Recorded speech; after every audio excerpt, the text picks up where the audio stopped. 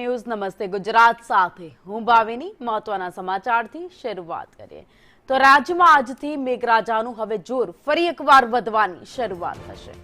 રાજ્યમાં અતિભારે વરસાદની આગાહી કરાઈ। રાજ્યમાં 4 વરસાદી સિસ્ટમ એક સાથે સક્રિય થઈ છે। આજે બનાસકાંઠા, મહેસાણા, સાબરકાંઠામાં આગાહી કરાઈ તો અરવલ્લી, આણંદ, ગાંધીનગર, પાટણમાં આગાહી કરાઈ।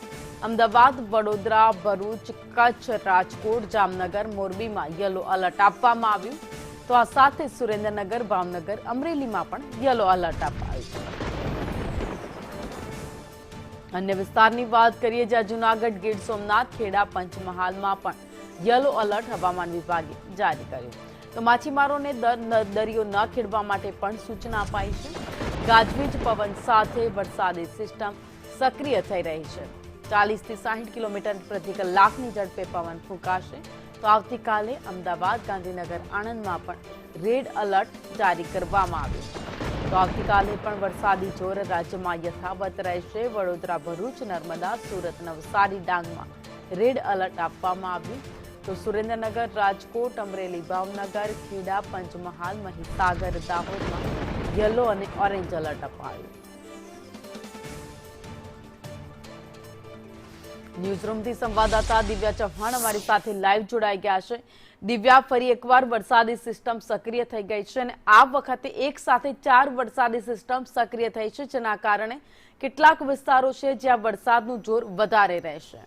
આજથી કહી શકાય કે ગુજરાતમાં ભારેથી અતિભારે વરસાદ રહેવાનું અનુમાન હવામાન વિભાગ તરફથી કરવામાં આવ્યું છે કારણ કે રાજ્યભરમાં એક સાથે 4 વરસાદી સિસ્ટમ છે જે સક્રિય થઈ છે અને તેના જ કારણે સાર્વત્રિક વરસાદ 4 દિવસ સુધી રહેવાનો છે। સાથે જ પવનની ગતિમાં પણ એટલો જ વધારો થવાનો છે। તેના કારણે માછીમારોને દરિયો ન ખેડવાની પણ સૂચના આપવામાં આવી છે। જ્યારે વિંડીના માધ્યમ દ્વારા પણ એક વખત નજર કરીએ તો જે રાજ્યભરમાં જે 4 વરસાદી સિસ્ટમ જે કઈ છે તો એના ઉપર નજર કરીએ તો એક હાલ અપર એક cyclonic circulation, western disturbance, shear zone અને મોન્સૂન ટ્રફ આ 4 સિસ્ટમ જે સક્રિય થઈ છે તેના જ કારણે રાજ્યભરમાં સાર્વત્રિક વરસાદ રહેવાનું અનુમાન હવામાન વિભાગ તરફથી કરવામાં આવ્યું છે।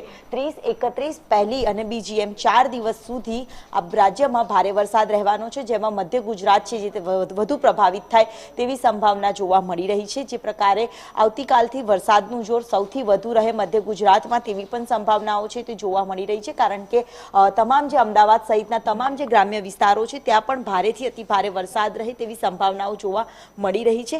સાથે જ અમદાવાદ, ગાંધીનગર, વડોદરા, સુરત સહિતના તમામ જે વિસ્તારો છે ત્યાં રેડ એલર્ટ આવતીકાલ માટે જાહેર કરવામાં આવ્યું છે જ્યારે આજે યલો એલર્ટ જાહેર કરવામાં આવ્યું છે।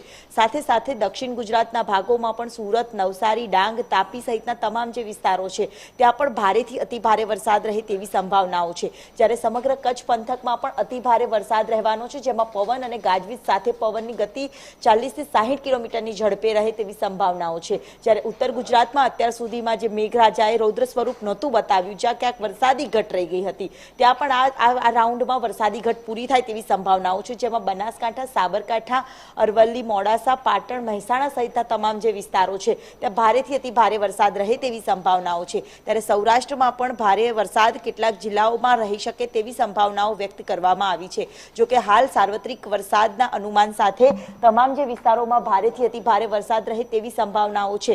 જ્યારે સૌરાષ્ટ્રના ભાગોમાં પણ રાજકોટ, ભાવનગર, જૂનાગઢ, ગીર સોમનાથ સહિતના તમામ જે વિસ્તારો છે ત્યાં ભારેથી અતિ ભારે વરસાદ રહી શકે। 4 વરસાદી સિસ્ટમ જે દક્ષિણ ગુજરાત તરફથી સૌરાષ્ટ્ર અને કચ્છ તરફ જે જઈ રહી છે કચ્છમાં પણ પસાર થવાની છે જેના કારણે રાપર સહિતના વિસ્તારમાં ભારેથી અતિ ભારે વરસાદ રહે તેવી સંભાવનાઓ છે। વરસાદનું જોર ઉત્તર ગુજરાતમાં પણ સૌથી વધારે રહેવાની સંભાવનાઓ છે અને આવતીકાલે પણ આઈએમડી દ્વારા પણ જરૂરી એલર્ટ છે જે હવામાન વિભાગ તરફથી આપવામાં આવ્યા છે તેના ઉપર મેપ દ્વારા નજર કરીએ તો જે હાલ અમદાવાદ, ભાવનગર સહિત સુરત, તાપી સહિતના ડાંગ સહિતના વિસ્તારમાં આવતીકાલ માટે રેડ એલર્ટ જાહેર કરવામાં આવ્યું છે।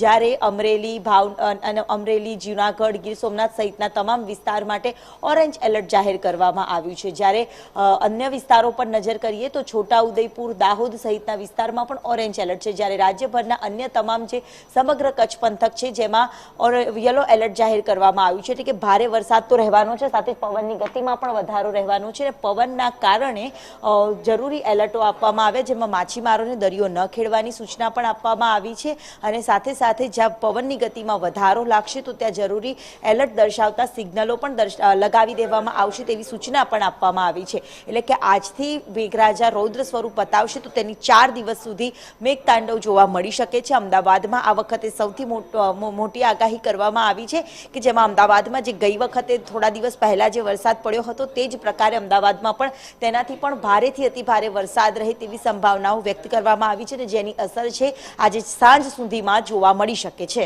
જી, આભાર માહિતી માટે.